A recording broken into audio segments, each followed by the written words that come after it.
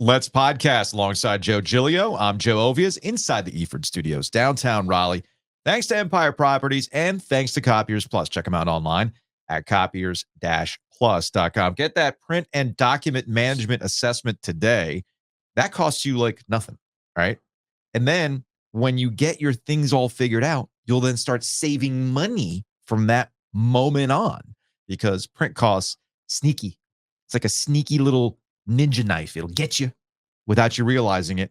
So that's where Copiers Plus can come in and save you money, Joe. Copiers-plus.com. Which I need to save money after going to the fair last night. Funny running into you last night at the fair. I gave plasma on my way in, so I'm not sure how you decided to pay for it. Dude. RTPmortgage.com. Give my friend Shout out to Josh Goodson a call because the cash out refi. It is not. Just to go full boomer here. Yeah. Nothing is cheap anymore. No. Not one thing. Well, first off. Everything costs everything. First off, the fair's always been expensive. Period. Yes. End of discussion. It's just one of those things that it used to be you and a date, and that was the end of it. Now it's you. Great point. And a couple of kids. All right. And I don't know about Jackson. Oh, yeah. Who keeps getting taller, by the way. Yeah. You were -1. Jackson keeps getting freaking taller, man. Yes. So Caleb, who's the same age as Jackson, can freaking eat, man. To have a metabolism, which I never had. Caleb was blessed with a metabolism that I never had because when I was 15, I mean, I already had the dad bod at that point. It's true. Go look at pictures of me when I was 15 years old. Because I have like the same damn body. It's ridiculous. But Caleb is this pencil thin kid and he's just eating and eating and eating. I'm like, it's $20 here, $20 there. Oh, you want? I'm like, hey, man, we're going to have a good time. But you know what my favorite part about going to the fair? I do not. I have two pastimes at the fair. Okay. My first favorite pastime at the fair is guess the temperature based on what people are wearing. Because last night was a classic, like in the 60s, you'll have some people wearing shirt and t-shirt and shorts. And then you have people breaking out the puffy jackets. What is it? And you see groups too. It's like, you'll see the young group, college age, high school group. You have the person there is going to wear this freaking fashion no matter what the temperature is. And then you also have the other person who I love fall and I'm going to be fall AF and I'm going to have the plaid and the flannel and the scarves, the beanie, all that stuff. And you, again, if you look at both of them, you would think, is it 85 degrees or is it 35 degrees? I don't know. I guess it depends on how late you stay too. There is that too. We got home around 9:30, 10 o'clock. Because we did the parking ride. Oh, you also like went on the rides. Well, I didn't go on the rides. Yeah. The kids went on the rides. You can't go on rides. How like what 15-day DL after going on one ride? I'm serious. Like, would your neck just be shot just even being on the Ferris wheel? First of all, I'm like scared of all of the things. Why? I just always have been, even before. Oh, okay. In issues arose at the fair. I see. But now, no, I mean, I take high blood pressure medication. I think James was like, this was probably 6 or 7 years ago. Mm-hmm. We went on that pirate ship. Yeah. And because I was thinking, it's just back and forth. I can handle that. I was like signaling to the guy, like, get the paddles ready because this is about to send me into a heart attack. Like I was struggling. I was like crying. I was like gripping onto the. Yeah. And he was like looking at me like, what is wrong with you? The fair, speaking of being old, Caleb had like this Reese's cookie dough on a stick. And it was starting Was it fried or no, this one wasn't fried. Just the dough. Just the dough. You saw me devour But it's like fake dough because they don't put the eggs in it. No, I mean, I guess. But that's not the point of the story. The point of the story is that dough costs like $15. Sure. Right? Everything's $20 easily. No matter what you do. And not just at the fair. It started to crumble off the stick. And as it was falling, baseball instincts took over and I made a move to catch the crumbling. Not a good idea. The crumbling Reese's peanut butter cup. Let it go. No, not at $15. Hell no, man. Loss leader. No, I'm like that on the floor is $5. Okay, no. So I'm gonna catch this damn Reese's. All right. Oh boy. So I catch it. In the process of catching it, like I pulled something in my abdomen. I was like, I've never felt older. And as I joked, I'm like, man, I think I pulled something trying to save that cookie dough.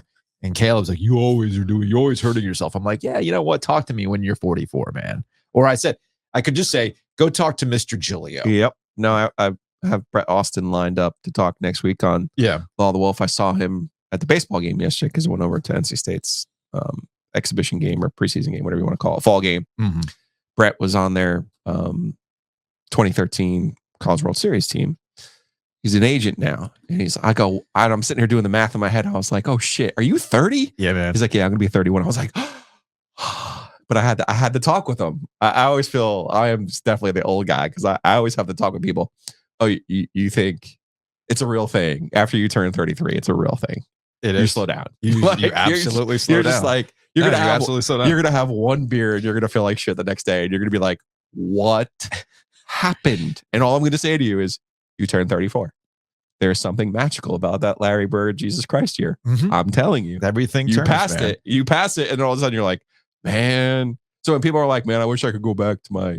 I was somewhere playing golf the other day and playing with somebody a little bit older, and they're like, man, I wish I could go back to my 20s. And I'm like, I don't either. Give me like 30. Mm-hmm. Give me that was like, I might have had like $1 in my pocket.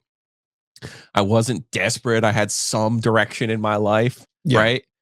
I wasn't like out there, you're married, you're like doing your thing, and you're like, hey, life is pretty good. Yeah, 30 was good. 30 was good. 30 was good. And you're not like having one beer and, just like dead the next day. Look, man, I'm in total agreement with you. I see pictures of myself when I was 30. I'm like, damn, what happened to that guy?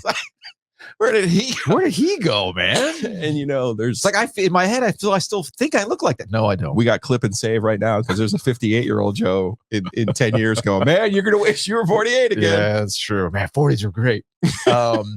One other note about the fair, the two things I enjoy doing at the fair. One is the fashion, which I was going to say, if you transported me back, if you told me I was at the fair in 1994, I would have believed you based on some of the fashion. Oh yeah, man. Oh yeah. It was like transported back to the 90s. You're misremembering 94. Are you sure about that? Yeah, because, well, they wear less clothing now than they did in 94. I don't know about that because I saw a lot of chunky sweaters, dude. A lot of baggy jeans. Wore like burlap sacks. They were like afraid of AIDS. I saw. There was like this whole thing. Afraid of AIDS. Like it was a thing. What? Yeah, it's a totally different time, man. I mean, I get it was a different time. And I get that people were scared. I share your concern in that. But I'm saying now, like people just wear nothing. Not last night, man. Not what I was seeing. But you know how I know it wasn't 1994? Nirvana and Pearl Jam were not playing. Then my other favorite game at the fair is to see just how much our business has recessed from society. Has receded from society. The media business that no longer exists. It just doesn't exist. This is what you're referring to. Yeah, like in 1994, I'm pretty sure you would have seen Bob and Madison in a bus. I was gonna say, I think it was 94. They had to live in the bus, right? Like all that stuff. Contest? No. I think that was later in the 90s. Or was it a car? They lived in they had a bus at one point. Okay. They had a bus at one point. Because you could win the car. Yeah, there was there was those contests too. Like you had to have your hand on the car. Right. This is back when these companies were flush with money. Sure. So you can just go to the fair for a week and blow thousands of dollars on a car and have people standing around and make it a radio bit, right? There was a year where they had people literally live at the fair. They had to go to the bathroom at the fair. Yes. They had to shower at the fair if they could find somebody who could help them out with that. They had to eat all that stuff at the fair. Okay. And then whoever lasted the longest, the 10 days or whatever it was, ended up winning some cash prize or whatever. But little by little, it started to go away. I remember they invested in this gigantic showgram bus, and then they stopped using the bus, but they would bring it out to the fair as like, hey, look at the bus. But why? I don't care. There's nobody there. The TV stations don't do their hits there anymore. I mean, there was a time where you had the big tent that showed you HGTV for like the first time, and you were like, whoa. They used to have it was like Tell me, future boy. What is this clarity? Who is the president in 1985? So, I mean, hell, the News and Observer used to give out free papers back in the day. You used to have to do a shift at the fair. That was a thing. Did you work a shift? Yeah, it was part of the deal. Like you had to go out there and hustle the umbrellas. Ah, yes. Oh, The right. cartoon umbrellas. I forgot about the umbrellas. Yes. I forgot about that. But now all that's given way to, you know what I saw last night? Not media companies, not newspapers, TV stations, radio stations, or any of that stuff. You know what I saw last night? Is there some vaping stuff and Influencers. oh, I didn't even see those. It's just all I saw several like live. I'm eating something at the fair live. Oh, okay. Do you know who we need to convince to do that next year at the fair? Because I think this can go viral. We'll close our fair conversation on this. Do you know what we can do? Who we need to do to do this? No, I don't. Our friend Aaron Beard. Oh, well, he does. For He those does who his don't, own for on those Facebook. for those who don't know, Aaron Beard, Associated Press writer, longtime Associated Press writer, a dear friend of ours. AP. And I've thought about putting a live camera on you and Aaron in the Carter Finley press box one day, because Well, you guys we're not allowed to sit next to each other anymore. you guys are like who are the Waldorf and Statler. Yeah, Waldorf and Statler up there, just running commentary. They separated you Yeah. because you guys got too loud.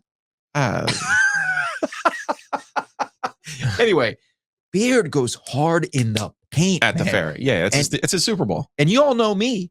Like, I can eat. Yeah, I can eat. you can. I mean, last night I can't. went Al's fries. I did the deep fried sushi roll with the bulgogi in it, which you saw me eat. Yeah. And then there was the walking tachos. I did that. What else did I do last night? From the Jackson got those. Yeah, because Jackson and I kept finding ourselves in the same line. And I kept saying, like, would you stop following me? Regardless, but Beard takes it to another level. Yeah.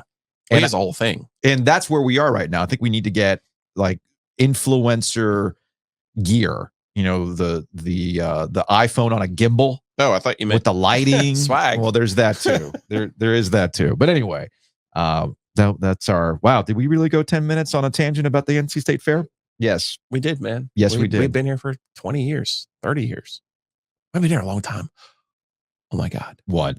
Did you realize this fall? I didn't even realize this until I saw Punkage. Oh yeah. My college roommate. Yeah. Celebrating at his 30th high school reunion. And I'm sitting here doing the math in my head. I'm like, oh my God, wait a second. It's 2023. It's been 30. I started at NC State 30 years ago this fall. 30. Jeez. Yeah. Yeah. My 30th high school reunion at Colonel Gibbons won't be until 2027. Yeah. Well, So I got some time. Let's do some premature evaluation, Okay. shall we?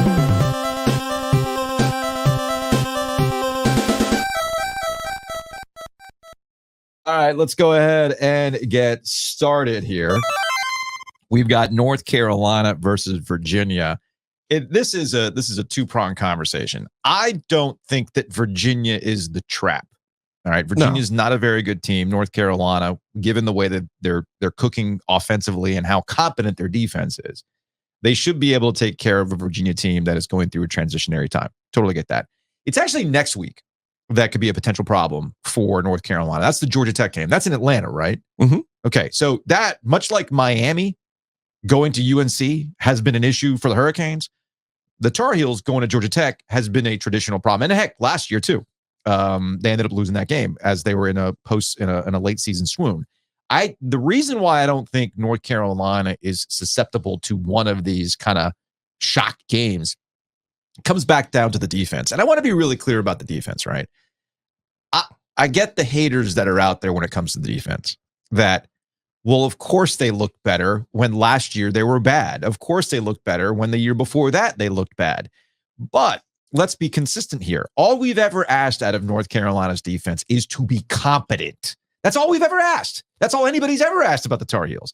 Just be competent.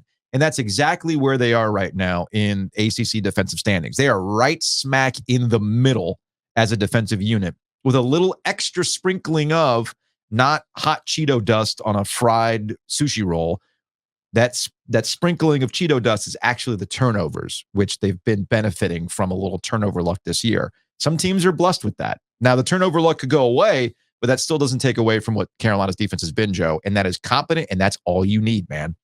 UNC is a 23.5 point favorite in this game. This is a name your score kind of game. Virginia's offense is actually kind of sprightly. Yeah. They got a little bit going on for them on the offensive side of the football. Carolina's going to score at least 50 points in this football game, though. Next, Duke, Florida State down at Tallahassee. I don't expect Duke to win this game, but I do expect this to be a competitive game because I think this is more of a test for Florida State than it is for the Blue Devils. We still don't know the status of Riley Leonard. Talking to Steve Wiseman of the News and Observer earlier this week, he did leave the possibility that Riley Leonard might be available for this game. But I think you and I are on the same page. If Riley Leonard isn't 100%, you do not play him in this game because there are bigger fish to fry, I think, for Duke the rest of the season. And you need a 100% Riley Leonard to make that work. I don't expect Riley Leonard to play in this football game, but I'm having big deja vu moments here thinking about Clemson in the opener. Like, oh, man, I mean, poor Duke. They got to open up with Clemson. And, you know, what are they going to do? And Clemson's going to come in here and run the ball all over them. And 14.5 is the number here down in Tallahassee. It's a night game. Fully expect Florida State to win this football game. But, man, you fool me once, shame on you. Well, that's you why ain't fooling me again with Duke because they will fight. They're going to fight in this football game. I think Florida State's a good team. I think Florida State and Carolina, I think the winner of that game in Charlotte is going to be in the college football playoff. Agree. Okay. But I don't think they're let's roll the ball out good. No, and I think Mike Elko is going to blitz the shit out of them. That's which is what they do. And they are aggressive as hell on defense. I think Duke fights in this football game. I don't think they win the football game, but they will fight. This is why I think it's a bigger test for Florida State. Look, Duke's whole signature this year has been up front. That defensive line is really good. As you said, Elko is going to play aggressive. They're going to blitz. There was a lot of conversation about Jordan Travis, Drake May, who's the actual best QB, yada, yada, yada. Look, I think we all agree that Drake May is a better NFL prospect. Jordan Travis can have his up and downs. Now, Florida State might have some better skill position players. They do. Coleman. Not might. They do. Okay. I'm talking about versus Carolina, not Duke. Who's got? Yeah, you taking Coleman or Tez Walker? Sure, but they also have Johnny Wilson, Trey Benson. Right. That's a. If you want to hit fast forward to the first Saturday in Charlotte, we can. Yeah. I'm just saying. Yeah. Florida State's got some. They got some dudes. They got some skill. So I do think it's going to be more incumbent on Jordan Travis to really show if he's that next level QB that many people thought he's capable of. Because what did we see in the Clemson game earlier this year? Clemson, Florida State. Look, Clemson, they needed a miracle to win that football game. They did, and that's because Clemson's defense was on it and made life really hard for Florida State. So that's the thing I'm looking for. And I think Duke is capable of keeping this game close. I don't think they're going to win, but I think they're going to come away with a close game in this one. Speaking of Clemson, look, Dabo's been doing the thing of he's big Jeff Bizdelic energy, man. Our radio people told us that you take away those runs, and we outscored them by 19. So Dabo's been on this, hey, man, we're just a couple plays away from being undefeated. We're just a couple plays away from being in the college football playoff discussion. We're just a couple plays away. You take those plays away, I get all that stuff, and that's what you have to do for self-medication. I get all that. But Clemson, you and I both agree, still has ACC spoiler energy to them. Yeah. They can ruin North Carolina season later in the year, right? And I think this, to me, is Clemson keeping the fight against a Miami team that what do they have to play for next? This is going to be Mario Cristobal's biggest issue going the rest of the year. All right. Because they've had a pattern of losing and then tanking. You did a stupid against Georgia Tech. Yep. There was a way to overcome that. Then in the second half against the Tar Heels, you got housed. All right. So what is your motivation the rest of the way? Can Mario Cristobal keep this group together? This Clemson game is really dangerous for Cristobal if they get run, if they look like a team that just does not give a shit about the rest of the year. That's what I'm looking for in this Miami game against the Tigers. Ooh, this one's spicy, Joe. Penn State, Ohio State. This is a classic who needs it more game between the Nittany Lions and the Buckeyes. And there's certain things that you have to explain to me, and we'll go over them. One of them is like Hubert Davis being on the hot seat for UNC basketball. Right. The other now is Ryan Day. Like you're saying that people at Ohio State are legitimately mad at Ryan Day. Yes. And I'm sitting here going, for what? Because they have not. Because they lost to Michigan twice, basically. They've lost to Michigan twice, and they don't look like actual title contenders. And what do we know about Ohio State? Ohio State is built to win. Ohio State is built to get into the college football playoff. Two sides of the same coin then. Oh, that's fine. Okay. Because I actually heard this on, I think it was Fox, actually. They were talking about who needs this, because this is their game. Mhm. It was who needs this game more? Of course. And I'm sitting here thinking, like, you got to be kidding, right? Like, James Franklin is like completely incompetent when it comes to playing against Ohio State and Michigan. Like, no shit, the exclusive here, guys. Like, so let's bring it back. We have the full Bizdelic of the week. Okay. Another one? Yep. Our radio people told us that you take away those runs, and we outscored them by 19. So here we have James Franklin, his best team at Penn State. I think we can make that argument. It's been laid out. Drew Lair, their new quarterback, looks like the real deal. Mm-hmm. They're unbeaten, flying high, look great on offense. They're skill players. They've really upgraded at the receiver and quarterback positions. But if you just take away that 20-0 run at the end of the first half, if you just take away, just do that, Ohio State and Michigan, James Franklin's 48-16 against the rest of the Big Ten.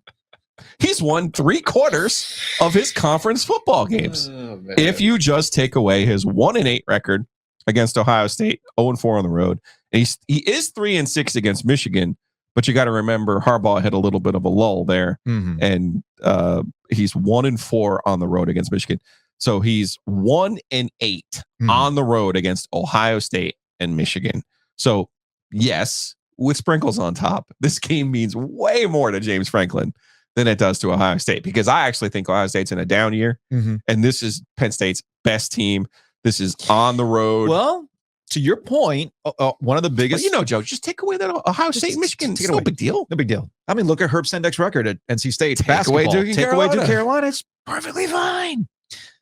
So here's the issue with Ryan Day and Ohio State, based on what I can pick up on, not being, I'm not hanging out with Tim Hall in Columbus doing sports talk radio. Shout out to Tim. Ohio State has a tendency to play with their food this season. And under Ryan Day, there's an overall theme where the first half you set yourself up to get got. And then they turn it on in the second half and they find a way to win. I mean, they should have lost against Notre Dame. I mean, straight up, they should have lost against Notre Dame. People were going, we talk about the Pitt super weapon. In the Big Ten these days, they call it Maryland October. That's Maryland's going to do something to you in October that's going to catch you by surprise. So that Ohio State-Maryland game was completely unimpressive. We talked to Wiseman about it, AP top 25 voter. It's like, at some point, you got to show me something if you want me to rank you. And that's been 34-2. I get that. Big Ten football. I get that. But people want.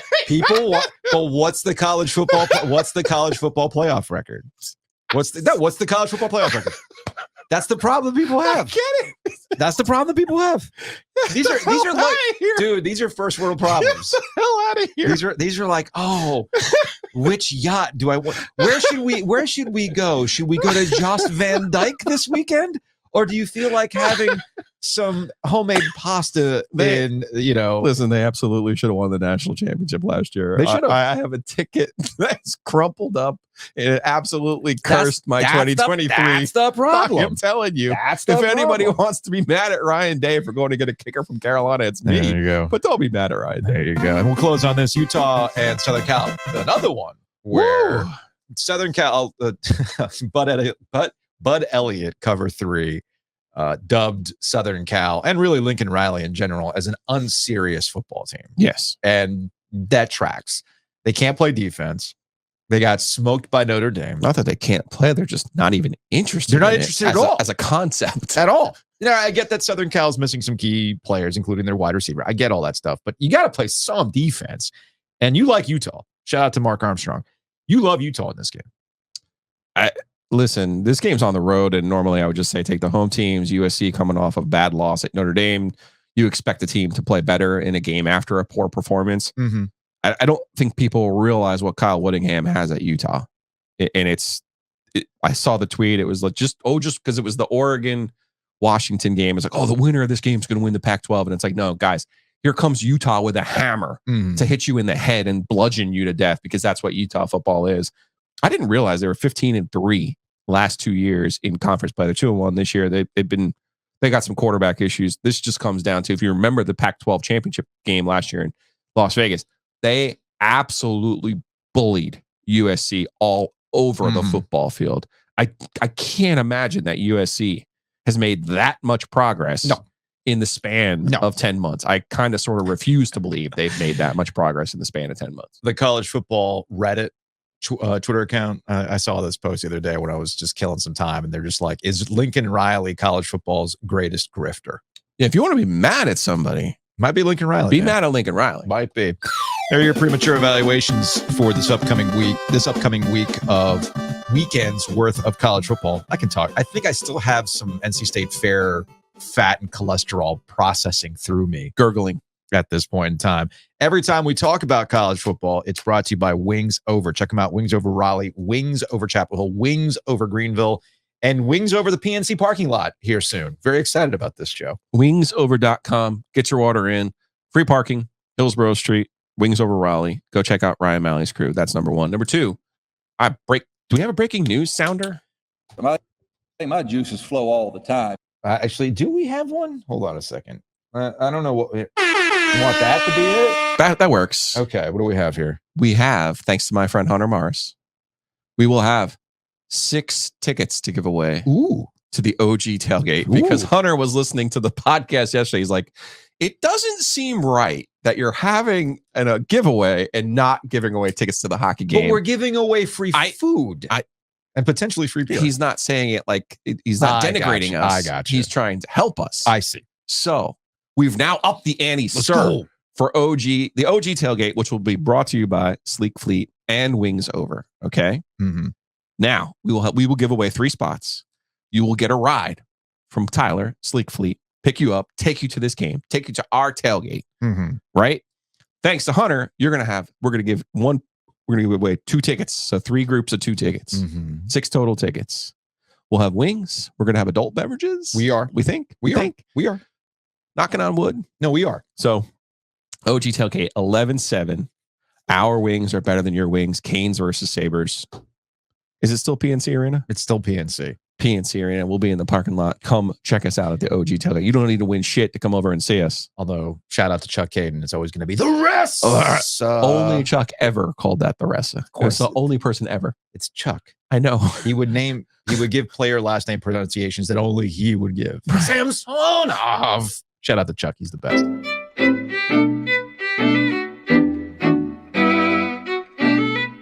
I love our group. Think about that. We were sitting here yesterday. Yeah. We were contemplating this. You know me. I like to do things. You do. Yeah. So think about it. Like in different iterations, we didn't do anything, which always annoyed me. We never did stuff. Now, not only do we do stuff now, we do it. And we have people listening going, hey, that's a really cool idea. Let me help you. So shouts to Hunter, man. I think we did do stuff. There's just more bureaucracy to it. That's all. Housekeeping. Let's get to some housekeeping. We got a new podcast. It's all housekeeping. New Law of the Wolf. This whole podcast has been housekeeping. Yes. New Law of the Wolf. Did you realize NC State's been penalized 21 times in their 2 ACC losses? Yeah. It's terrible. So we can sit here and talk about Herb Sendek. We can sit here and talk about Duke. We can sit here and talk about Carolina. Yeah. But NC State needs to look in the mirror during this open date and fix NC State. Do they also need to talk to the parents as well? Yes. Have we hit that point in NC State's season? Yes, as the G4 group texted yesterday. JC actually got me a screen grab. I have to go and find it. So apparently MJ Morris's mom, Kimberly Morris, and you're telling me this was in response to Pack Pride? Yeah. A story on Pack Pride? Yes. So interesting. This is from Kimberly Morris. This is the screen grab. MJ has to step his game up after sitting half the year and receiving no first team caps all year.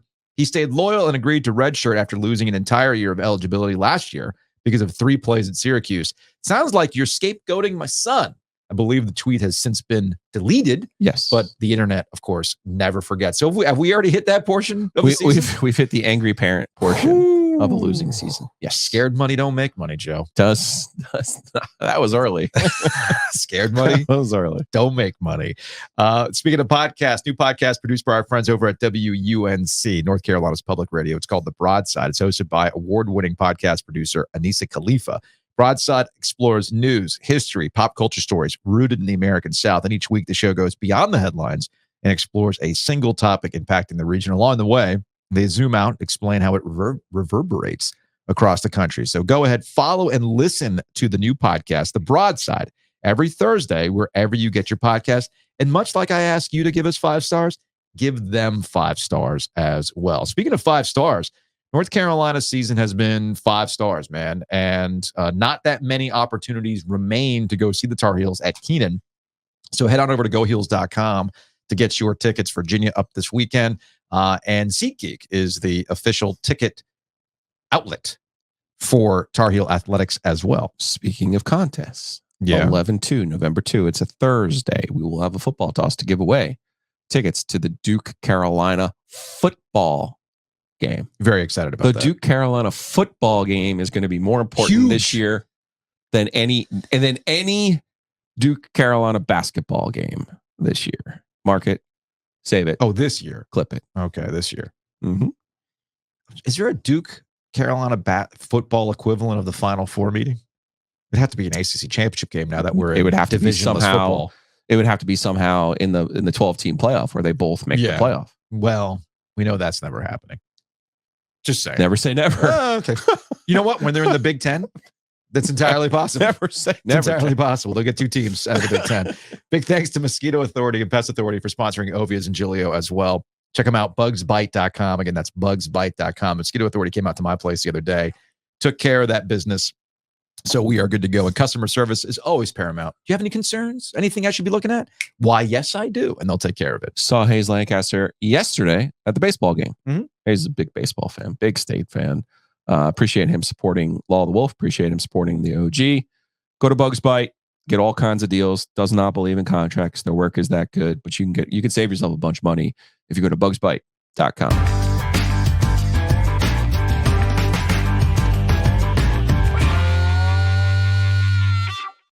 A couple professional team news and notes from this week. The Carolina Hurricanes and the Carolina Panthers. We'll start with the Hurricanes. They're in action I tonight. was like, give me something good here. Well, Let's I not- mean, Do it something kind of good. depends. Carolina Hurricanes taking on the Kraken tonight. Another Canes after dark, 10 o'clock as this road trip continues. still waiting for Ron Francis to return my phone call. He's never going to do it, Joe. he's not going to. I'm is he? sorry. He's Yeah. never. Which, by the way, quick aside, since now I'm in that fair mode. Yeah. It's funny. I was waiting on we did the park and ride because I wasn't paying $40 to pay in the Carter Finley Stadium parking lot. Was it? Because of the concert? Yeah, which gets to the point. So the people there was a couple that was in line in front of us waiting for the bus to go back to the park and ride, the Reedy Creek park and ride. And I guess he overheard a conversation Kelly and I were having about the Canes, and he chimed in, and I said something about the road trip, and he made a good point. He's like, you can't sit here and tell me you can't have the Carolina Hurricanes playing hockey games at home when you've got 3 concerts at PNC Arena during the fair. Because I think Travis Scott was here this past weekend. Last night was Shania Twain, and then there was another concert I forgot about. There were supposed to be 2 Travis Scott shows. That's right. He You only do one. And I remember going to see Nine Inch Nails at PNC Arena back in 2013. I think it was 2013.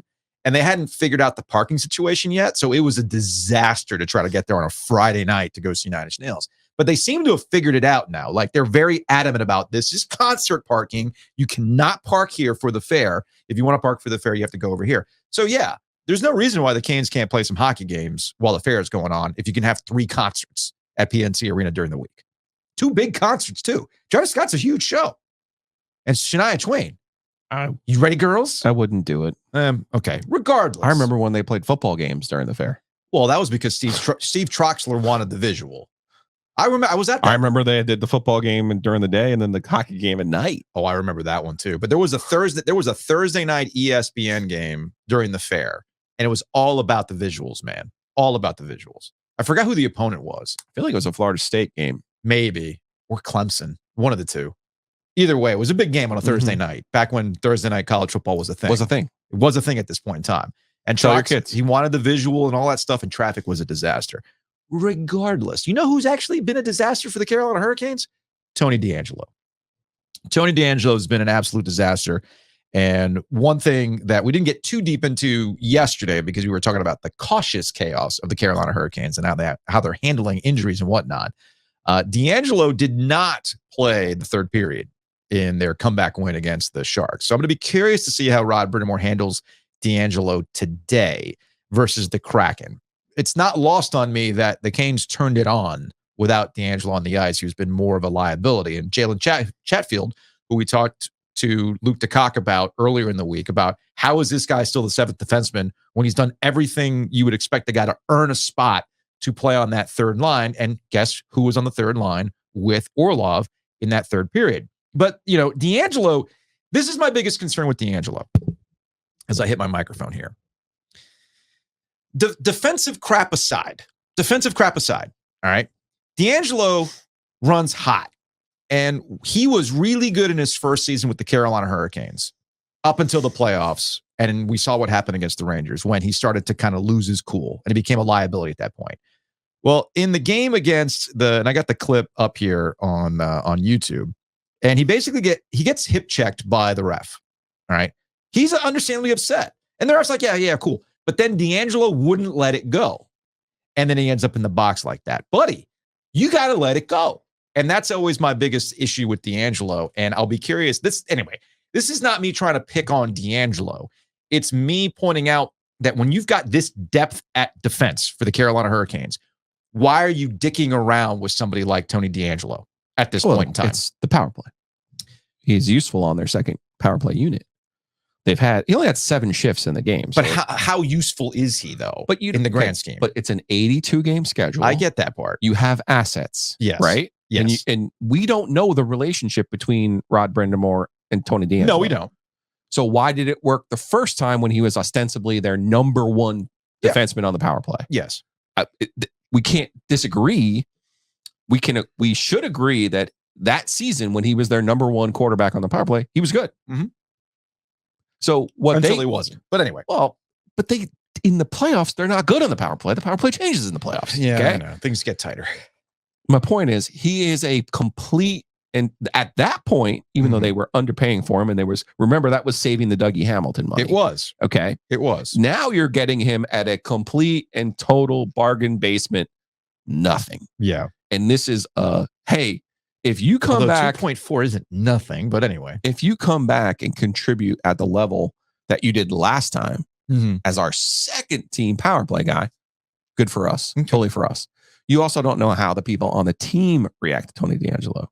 Like, we know that he's been problematic elsewhere. That doesn't mean he's problematic here. No. I don't want to. No. I don't. No, I'm saying everything. Not his political views. Dude, I'm talking about his personality, all that with his teammates. So I get all that. That's how you get guys on the ice. I get all that. Again, we've talked about loss leaders before. I get you on that. I'm stripping all the other ancillary stuff around Tony D'Angelo away. I don't care if the room likes him or not. Okay. Right. I mean, based on my understanding of how things, there's only like one guy in the history of this Rod Brind'Amour run that the room didn't like, and he wears bracelets that say Canes suck. Sure. Okay. So no, I'm talking about loses every year in the playoffs. Oh, write it down. Oh, Eric Collins on the forget it. They're winning. I'm talking about. I don't think they love Michael Furland either, but I'll just. Oh, you know what? You're right. I forgot about. I think it was just one. I forgot about Furland. I honestly forgot about Furland. Fairly important. I'm talking about on the ice. On the ice. Sure. Come on. At some point. What I'm saying to you is that's the whole point of the 82 game schedule. Mm-hmm. They have 7 defensemen. I get that. And the defense. Right, no, they got 8, right? And because they dress 7 on a regular. And the defense continues to be their offensive production. I get all that stuff. And they were like that last year. But you also have to, I don't know, it's the old Herb.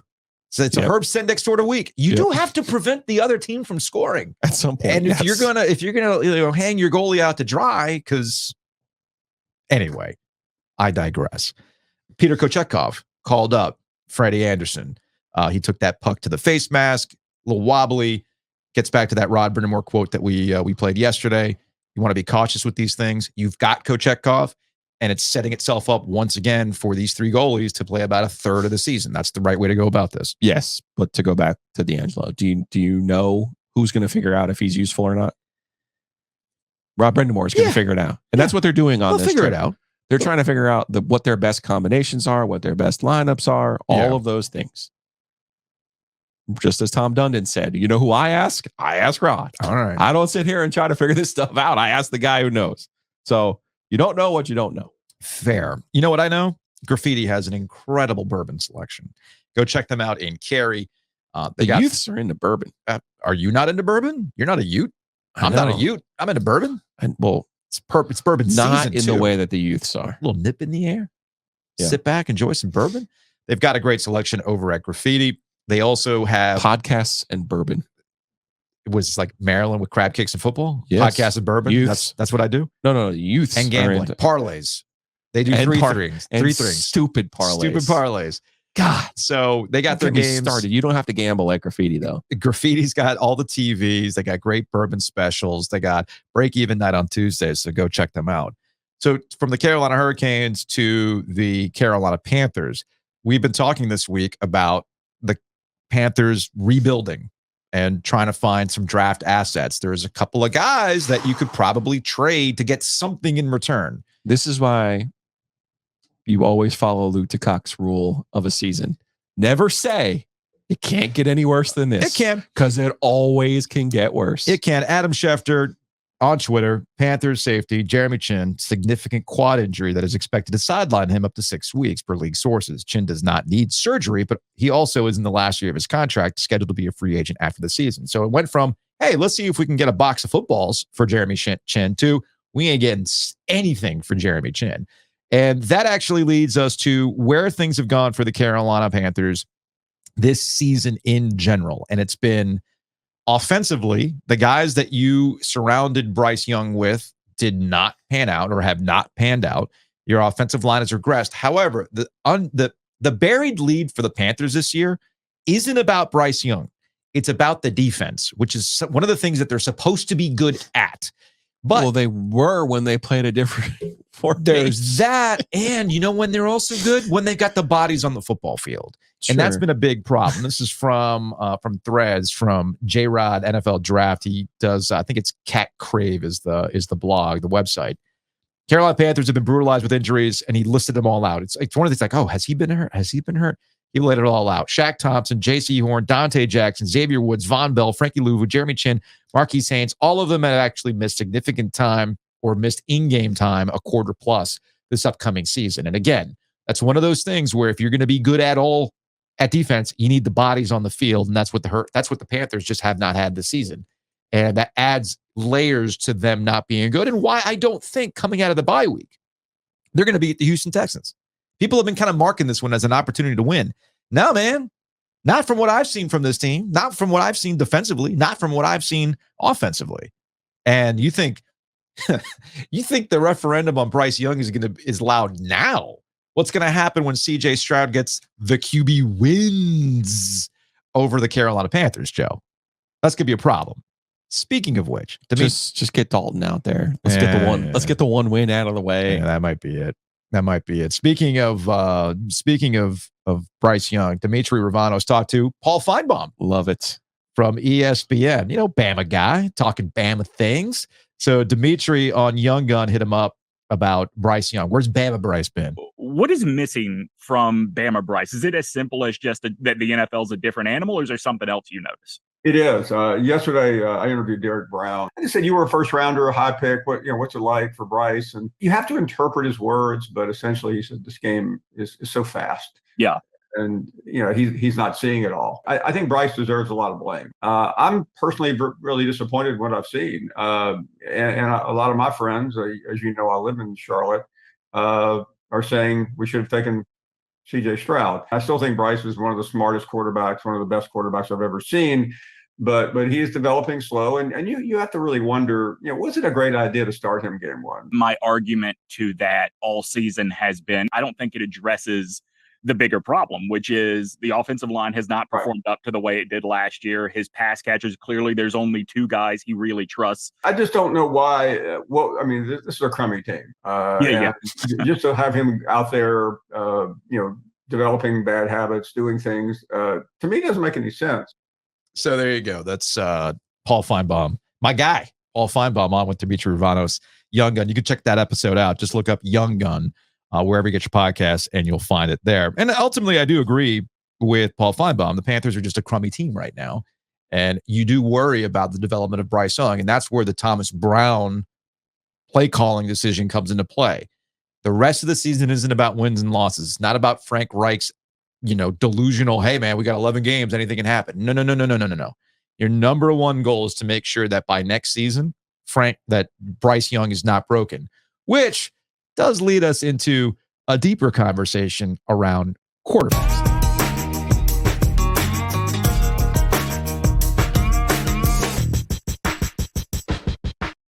Big thanks to Breeze Through for sponsoring Ovias and Giglio. We've been talking about the Canes a lot. Hit that Breeze Through just outside PNC Arena to get all your tailgating needs, snacks, all the goods. Stay hydrated. Get your coffee to stay caffeinated with the lifetime refill. So big thanks to Breeze Through. To Matthew Wimberly. Yeah. Listener went on the podcast, went on the YouTubes yesterday, left the code word Coaches. Yeah.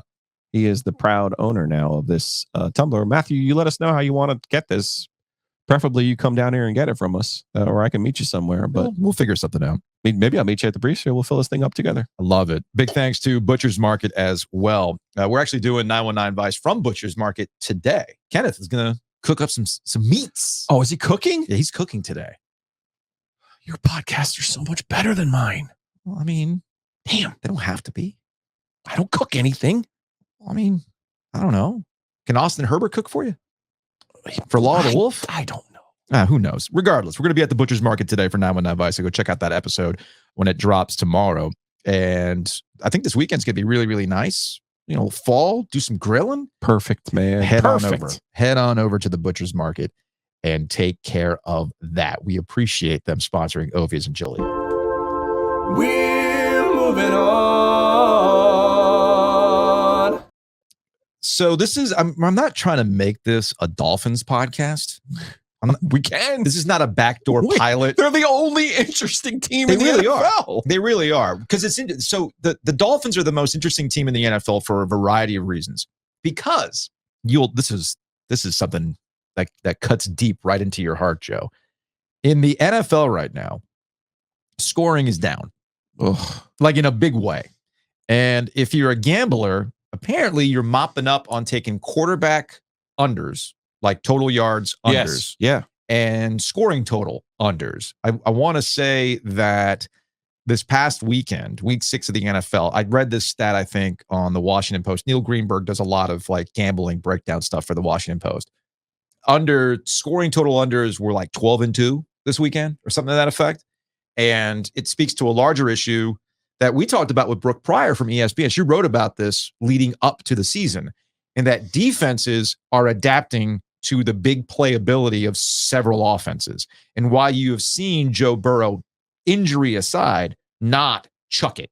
Why you've seen the Buffalo Bills get more erratic with Josh Allen being contained from his big arm and the big playability of the Buffalo Bills. They've certainly come back down to earth. And why the yak monsters out there are the ones that are truly eating right now in the NFL, which gets us back to the Miami Dolphins and Mike McCarthy, and how in a year in which scoring and offense is down because defenses have adapted, Mike McDaniel has figured out more often than not how to take advantage of it. Now you need the personnel to run it. Speed kills, right? Mm-hmm.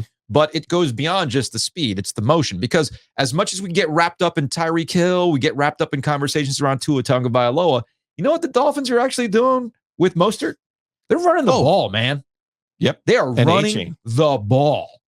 And so anyway, long story short, the Dolphins have adapted to what we're seeing defensively. So the question is, when will other teams get around to this? Shanahan is the other guy. How do you adapt? You just get fat? No. Here's the thing. So, here's where the shift is. So, and I wonder if nationally we're so locked into quarterback conversations, we cannot see the forest from the trees about what's happening and where the value is. Christian McCaffrey with the 49ers, Deebo Samuels with the 49ers, Brock Purdy's taking all the air out of the room as to whether or not he's elite, if he's an MVP. No, look at where offenses are going and the value shifting over to multi-purpose flex-like guys who can get you yardage as you go underneath. Feels like you're saying positionless basketball. Thank you very much, Coach K. But that's kind of where we're headed. Kyle's position is winner. You know what? So is Christian McCaffrey's. So is Tyreek Hill's. Because as much as we get wrapped up in MVP conversations and who is the quarterback that should do it, you know who's actually the MVP right now? Tyreek Hill. You know who the MVP is when he's on the field? Christian McCaffrey. If I'm the running back groups and I'm seeing how defenses have taken away, I mean, at this point, we're probably going to go to cover 11 at the rate things are going, right? I was reading a story about how cover 6s have seen an uptick in coverage to prevent these big plays from happening. Well, why don't we just go cover 11 at this point? I think that's just prevent defense. Regardless, if I'm a running back, I'm seeing my value increase. You have to use that as a negotiation tactic going forward. If I'm a wide receiver, I'm demanding even more money because your value comes from getting the yards after the catch at this point, not necessarily on a quarterback being able to throw the big play. So it's been an interesting turnaround this year. And I do wonder if the NFL is going to look at this, points being down, explosiveness being down, if it starts to affect the ratings. Because remember, the NFL went through a little bit of a rating swoon. We get to the pandemic. You call it pandemic rules football. Scoring went through the roof. The ratings went along with it. We're seeing an overcorrection as defenses have adapted. It's been interesting to watch. Just get faster. Just beat Clemson. It's that easy. Pat Arnews. Yeah, it's just that easy. Just get faster. Well, it's funny. Yesterday, just go find another Tyreek Hill. We could draft him. Yesterday, right, Matt? Of course. We're just going to draft another Patrick Mahomes. We'll do it. Mike McDaniel was asked by Joe Shad. Joe Shad used to be a college football insider for ESPN. He's been working at the Palm Beach Post covering the Dolphins now for a few years. And Shad set McDaniel up, really. I knew what Shad was doing. It was hey, people are calling Tua Tagovailoa system QB, which I have thoughts on. Here's McDaniel's response, which I thought was great. There are some folks who believe that many quarterbacks in this scheme, with you as the coach, with Tyreek and Jalen, maybe even many quarterbacks would excel, would flourish, would be near the top of the passer rater leading MVP candidate. What, if any, pushback is there relative to, wait, no, hold on. Tua is a little Let different. me push this podium over.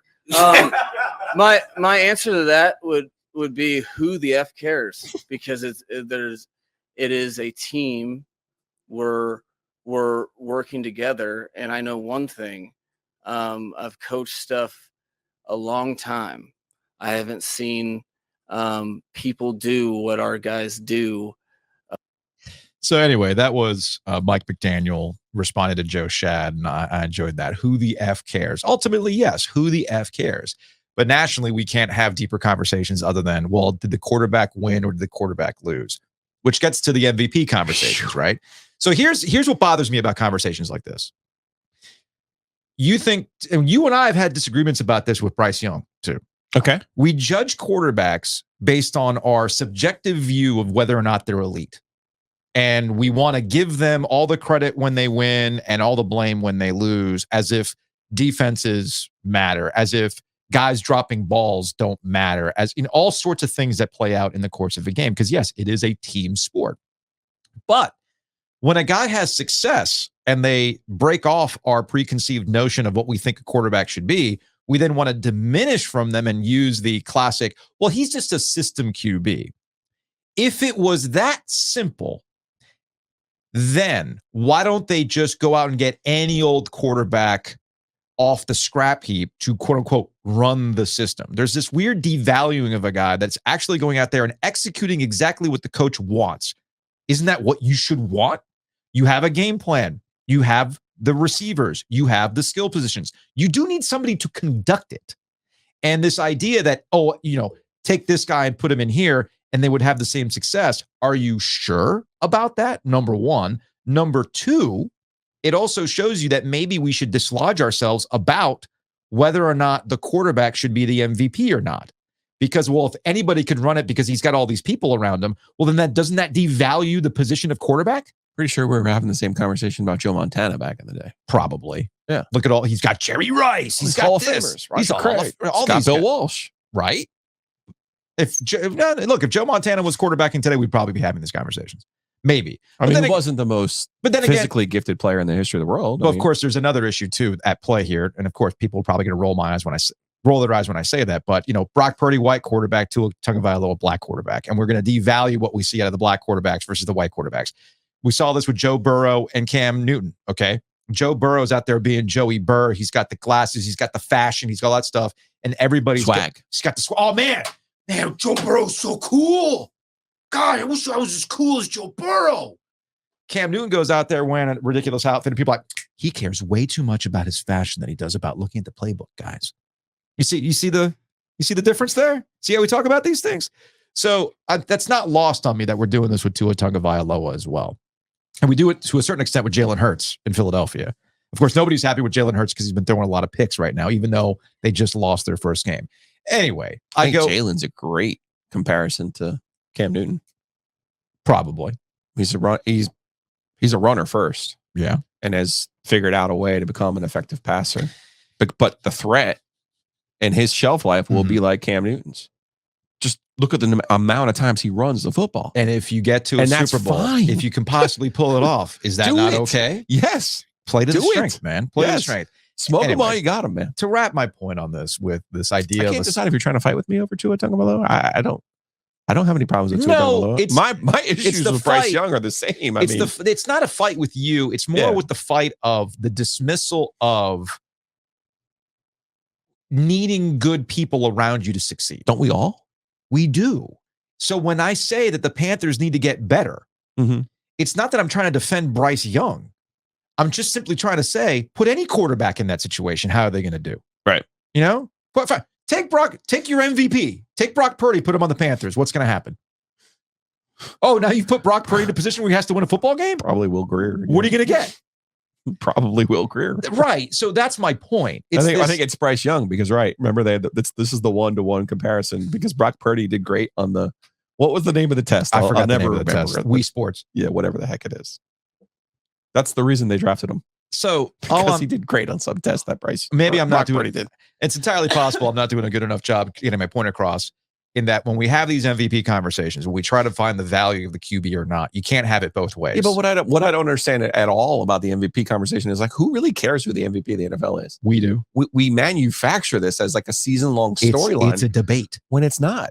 Come on my podcast and debate me, Joe. Who was the MVP in 2020? I have no idea. Actually, I forgot. I have no idea. I also, it was probably a quarterback, but I have no idea. That's possible. No idea how to sell a house. I couldn't tell. I do not either. You know who does? Hometown Realty. Check them out online, myhtr.com. They are your roadmap to selling your house, buying your house, the entire real estate experience. Their agents professional, experienced. They've got you covered from the triangle to the coast. Little known fact by me. Yeah. More than 60% of their business is new construction. What does that tell you, Joe? In the triangle where there's a bunch of new construction, you got to know the builders. You got to know your community. You got to know your areas because most people want a new house. Well, you want to deal with the experts who can help you get into that new house. That's Hometown Realty, myhtr.com. The website could not be cleaner, could not be more user friendly. Buy, sell. And there's that mortgage calculator. So go to myhtr.com. Meanwhile, we got Whitaker and Hamer. I feel like I got to contact Whitaker and Hamer to see if there's a way to stop getting parking tickets downtown. Or is that a me problem? Can I do preemptive community service to not get parking tickets? Is that possible? Can Whitaker and Hamer negotiate that for me? Yes, whatever issues you have. As I remember to pay for parking? Josh Whitaker, Joe Hamer can help you. For sure. I'll do the same. Check them out. Yeah, just get pay for parking. Check them out online at wh.lawyer. Again, that's wh.lawyer.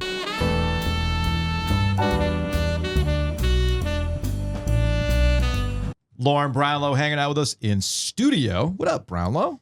Not much. I see you have your, what's the Disney movie again? What's the Disney movie again? What's the witch's Disney movie again? Hocus Pocus? Yeah. What do you mean? I finally saw it. What do you mean you finally saw it? I finally watched it. What do you had never watched it? I had never watched it before. We've talked about this. I didn't remember that for some reason. So I watched it with the kids. I want to say it was last year. Have you seen Hocus Pocus, Joe? Of course not. It's fine. I didn't expect that from you. To They be made fair. a sequel too. I haven't seen the sequel. I- Is the sequel any I good? don't watch any Disney sequels. All right, fair enough. What's a Disney sequel you've seen? I did Exactly. Did the Star All- Wars ones Well, count? that, all the- no. all the Toy No. Stories. Okay, that's fair. The Toy Stories are good. Toy You're Stories right. are great. Okay, fair enough. I go, that's Pixar technically. Yeah, that's. not I Disney. did not nobody told me Yeah. that Hocus Pocus was obsessed with virginity and losing one's virginity. I mean, a lot of like witch movies like that are, to be fair. Like there's always this notion that the witch has to sacrifice a virgin. Yeah. And that's like part of the appeal of these movies, especially if there's like teenagers in them, because they're like, oh, are you a virgin when you're not supposed to be? Oh, like you have to like admit that you're a virgin if you're Yeah. trying to whatever. It's stupid, but it's definitely a plot point And in like these movies with witches. And like the movie ends with like, yeah, I'm about to lose it. I was like, what is happening right now? This is a kids movie? Well, it's the 90s kids movie though. That's true. They're a little bit different. There's a little adult in They are a little places, different. you know? Well, and when That does not sound like a Disney movie to me. it's a little, actually, I want to say it was a Touchstone. It wasn't Disney. It was like a subsidiary of Disney. It was a Touchstone, Yeah, I think it was. so. Like Who Framed Roger Rabbit is a Disney which is a movie. fantastic movie. But it was done by the Touchstone imprint, and Who Frames Roger Rabbit is dripping with It's sexual dark, innuendo. And it's dark. It's dark. It's Yes. good though. It's a great movie. Christopher Lloyd as the The guy as who puts the judge. cartoons in like the And the goo dip. that kills the dip that like kills them. Yeah. It's dark, man. It's scary. And, like, that guy it's- scared me as a kid. Oh yeah, same here. And like it's revealed that he killed Eddie Valiant's brother. Like With what? the piano. Yeah, with the piano. I love that movie. It's a great It's movie. so good. Yeah, but no, Hocus Pocus. Shell, you would appreciate it because it's peak Sarah Jessica Parker. I was just gonna say that it is her sexiest Carrie movie, fever. and it's not close. Peak, It is. dude. She is super sexy in this Peak movie. in that. Like, she was like goals as a kid. Like, I'm just like, oh my gosh, she's amazing looking. Like, I want to be a witch and wear that exact outfit. Speaking of goals, do we all want every college football program wants an identity, Sure, right? What are you known for? I think that's what and for it to be a good thing. hopefully for a good thing. Like Iowa's often. Like Iowa's identity is very bad right now. Yeah, not you would great. argue. Not great. Is Pitt's identity, we're going to fuck up your season? I mean, always. That's who Pitt is. Yeah. You know? And like, it's funny because people were calling that with Louisville, but I was actually kind of like, I don't know, man, this Pitt team might actually be a little more trash than. Normal. Yes. Yes. Because usually Pitt's not trash. Like, No. they might not be great, but they're not trash. And that's why they're capable of beating you. They also have talent on the defensive end, especially, and like they're schemed well there. They are always going to be capable of putting a game plan together to beat you. But offensively, they've been so terrible that I'm like, well, they're not going to keep up with Louisville, so it's fine. Should have known Pitt was about to happen. Yeah. Pitt happens. Pitt happens. I'm thinking, who is the applicable Pitt for local teams? Yeah, see, I Like, wrote about this a who's little. going to ruin your season? I wrote about this for the Messenger, actually, because I actually felt like I owed Pat Narduzzi a little bit since I literally roasted him the week before about the vase. negative thoughts phase. It worked, So Lauren. I'm like, and I had It to even worked. mention it. I'm like, people are they got roasted for that, and look, they won. Like, you know what? They shut us up. Fair enough. Next time I see that vase, I'm gonna be like, respect. You know? So I felt like I kind of owed them to write about what was, right about that. And then also the ACC losing it unbeaten, like who could also lose. But yeah, so like for state, it's Boston College. That's Yes. easy. Yep. Okay. I would argue for Duke, it's been Virginia. Because they don't beat, they're 1-7 in their last 8 against Virginia. That makes And sense. Virginia has been better than Duke for like a lot of those, but not all of them. Yeah. And Pitt would be their second one because they've only got 1 win against them in the last 8 tries too. Even though like Larry Fedora would routinely beat Pitt, but David Cutcliffe never could. So like Pitt and I think Pitt and Virginia are kind of Duke's bugaboos, and Carolina a little bit, but like those are the teams that will come up unexpectedly. Carolina and Yeah, Duke. it can't be a It can't be rival. that. It can't be a rival. Right, exactly. Carolina's has always been Georgia Tech. Always Georgia Tech. In every sport. And Joe and I were Yeah. actually, and that Facts. ties Especially us, in Atlanta. yes, that ties into a conversation that we were having during. Thanks, Atlanta. You gave us Dan Dockich. Appreciate it. That's right. Oh my gosh, I didn't even remember that. That is right. Oh damn, yeah, man. That's why, like, long-time Carolina fans. Man, no like, wonder they just really think that hate city is Atlanta. like haunted. Locked Yeah. him. He locked MJ up, man. Locked him up. Also in 83 Oh, ACC yeah, championship, yeah. ACC tournament was in Atlanta, where the Sam Perkins missed shot. That's right. Yep. Jeez. Okay, yeah. I don't blame Carolina. And there's a lot of Carolina fans in Atlanta. I can see why they Atlanta don't was want it. the where we all were you there for the LSU game?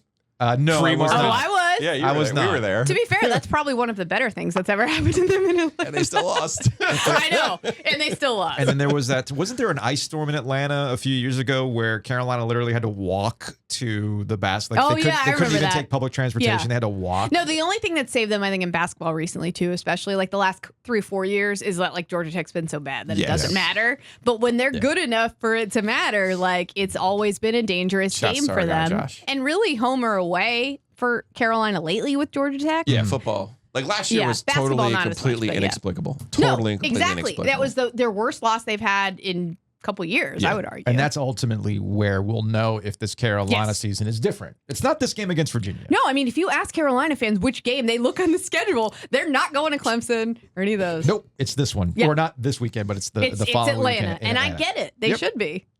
Totally with you on that one.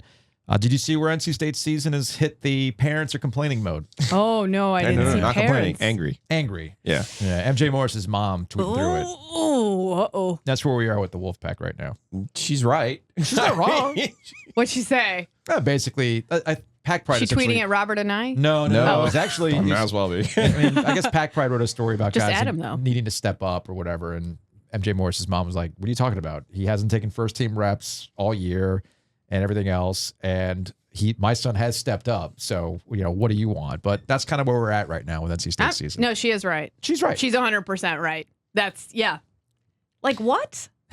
So anyway, Why are they saying he needs to step up? He just started playing. He wasn't even supposed to play this year. He's not even supposed to be here. I'm not even Clerks. supposed to be. Yeah. Not even supposed to be here today. I'm not supposed to be here this year. Why are you telling me I've got to step up? Y'all need to calm down. They need to calm down, and especially with the quarterbacks. That's my one request for State fans, because I understand that they're upset. I need them to calm down with the quarterbacks specifically. Yes. Just calm down. We got some pushback this week for our segment on Dave Dorn entering into the Herb Sendek zone. In that we're trying to run Dave out. Well, or, it like, has no. a certain connotation, obviously. No, but the connotation, I don't know. If the connotation was lost, that's probably a failure on my part of framing it the way it should have been framed. Nobody's arguing that Dave Doran needs to go. It's simply pointing out that things are getting to a point Yes. where every loss is a referendum on the program. Yeah. Every loss is a referendum It's on the been like program. that really since last year, too, I would argue. And most yeah. importantly, and we'll close the conversation on this because the three of us are pretty well suited to understand the unique dynamics of this area and why what happens at Duke and what happens at Carolina absolutely affects how people perceive NC State. And the biggest trick about the Herb zone is it's not just that the losses become referendums. It sounds like a terrible talk radio show. It is. It is. It's- It was. You don't. Oh yeah, well, it wasn't great. It's neighbors seem to be doing better than you, Right. Of course. and when the neighbors seem to be doing better than you, Yeah, it's like anything else. You see, like the great Halloween decorations Right. on the one house. Your kid's like, "Where are our Halloween decorations?" That's Then all of a exactly it. sudden, it's like you got to get your Halloween It's- decorations, and you're like, "I don't want to put up It's- Halloween Dave Doran is me being asked to decorate my entire apartment with Halloween stuff everywhere, and I'm like, "You cleaning this up to my Hey, kid? No. look, Okay, cool. I've got a core memory growing up as a kid where I basically talked back at my parents after Christmas. I had a pretty good Christmas. All right. But we went over to a friend's house, and one of their Christmas gifts, they had like a foosball table, and there was something else they had. And I was like, This is such only child energy It's- from you it because is. you still were, I'm sure, at that time. I was. Yeah. And I was like, it was an air hockey table. Like, I would love an air hockey. I want an air hockey table. Like, again, I had a perfectly good Christmas, but I saw somebody else getting an air hockey table, and I was like a little jealous. That is NC State right now. It's Yeah. Christmas Day. I get it. And eight, 9 wins, that's good. But But they're it's not flashy. It's not flashy of what's going on over at Duke with Mike Elko. It's not this to be opportunity somewhat- that Carolina has. Look, to be somewhat fair to State here, yes, Yeah. the neighbor thing obviously plays somewhat of a role. It factors However, in. as someone who is a fan of a team whose offense looks like they're trudging through quicksand, Yeah. I can attest to the fact that starts to break you quicker than a bad defense will. It breaks your mind. Fine. Like, That's it fair. breaks your mind to the point that their performance against the Dolphins last week had me being like, okay, I'm feeling some optimism. I am broken. Okay. And that's what it does to you steadily over time. And that's what it has done to State fans to watch your team, especially when your defense is so good. Like, it's beaten them down steadily And I know it's not what anybody wants over there. They don't want to have a non-functional offense, not like Iowa, where I believe that they do. I really believe that, by the way. You can't do that by accident. I'm sorry. You cannot be the worst offense in the country by accident when you are in the Big Ten. That's on purpose. I mean, they're You 6-1. can't convince me otherwise. They showed up in the top 25. Please don't. They haven't played anybody, but whatever. I'm just sort of saying, like that. If you take out Right. Michigan and Ohio State, If you take that out, then we're fine.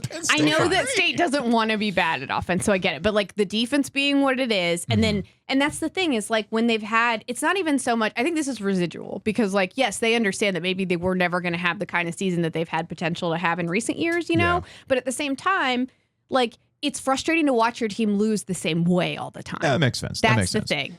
Well, look, the Carolina Panthers, they can't hurt you this weekend. Actually, I know. they can. Well, they could. No, they can because Jeremy Chin apparently has got some injury that's going to keep him out. Well, they were keeping him out already. So what's the difference? Trade bait. He was potential trade bait. I mean, I don't know what you could get for Jeremy Chin, but it's like, oh man, you can't even trade a guy away because he got hurt and he's going to be a free agent. You get nothing for him. Fun.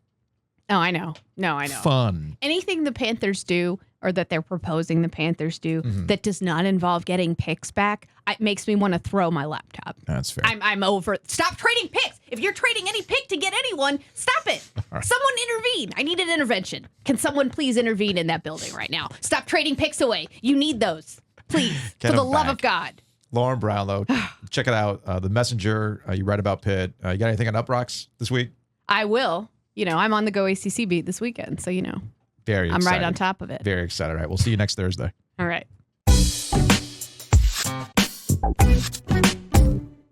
Always love hanging out with that Brownlow lady, and you might like hanging out with Joe Giglio at the Ring of Fire with Matt Davis, OGinsurance.com, InsureGarner.com, or call him directly at 919-779-8277. Tell me more about this charity event on Saturday, Joe.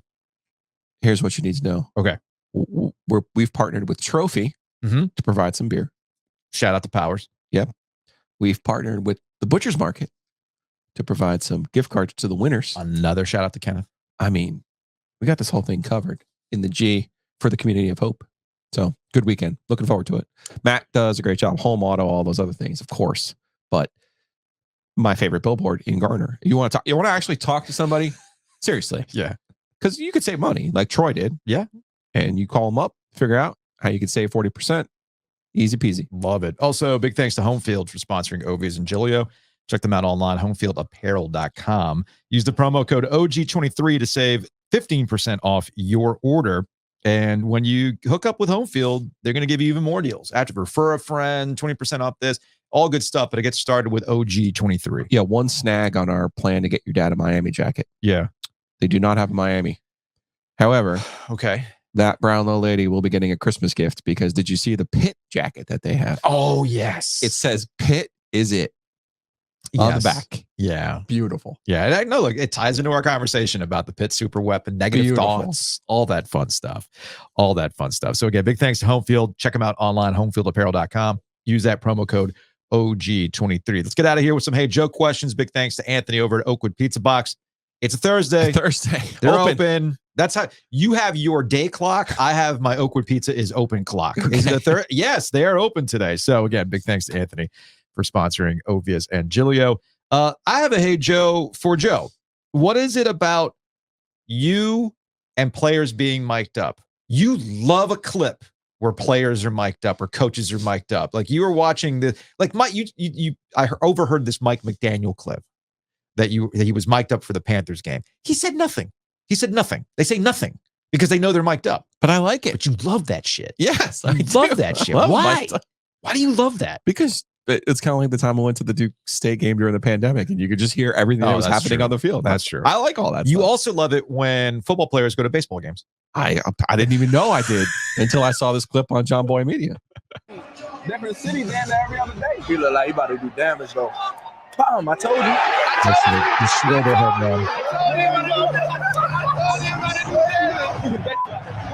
He got a good song. He got everybody singing with him. Everybody know the song.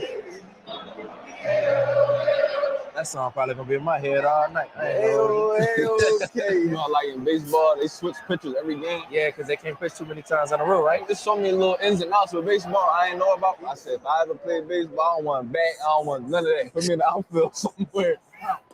You see what I'm saying, bro? That's 100 miles per hour. So think about that. These are football players. Yes, DeAndre Swift and Terrell Edmonds from the Eagles. These are football players who get run into, like, at, speaking of 100 miles an hour, from like human bodies, like a 300-pound man running into you. DeAndre Swift's a running back, and you're worried about 100 mile an hour baseball. That's funny to me. It's good stuff. It is good stuff. So And apparently, the Philly atmosphere right now is like just off the charts. off the charts. Yeah, it is off the charts. I actually saw there was a clip, in a good way, not the Philly throwing batteries at Santa way. Our favorite, our other Joe Giglio, Philly's favorite. He might be yours. He's not mine. He's messing with my money. He said no. He responded. He actually the WIP Joe Giglio responded to, because I tagged him in our clip about Trey Turner and not responding to text and maybe thinking it's the other Joe Giglio. He's like, he doesn't care one way or the other. I'm like, are you sure, Joe?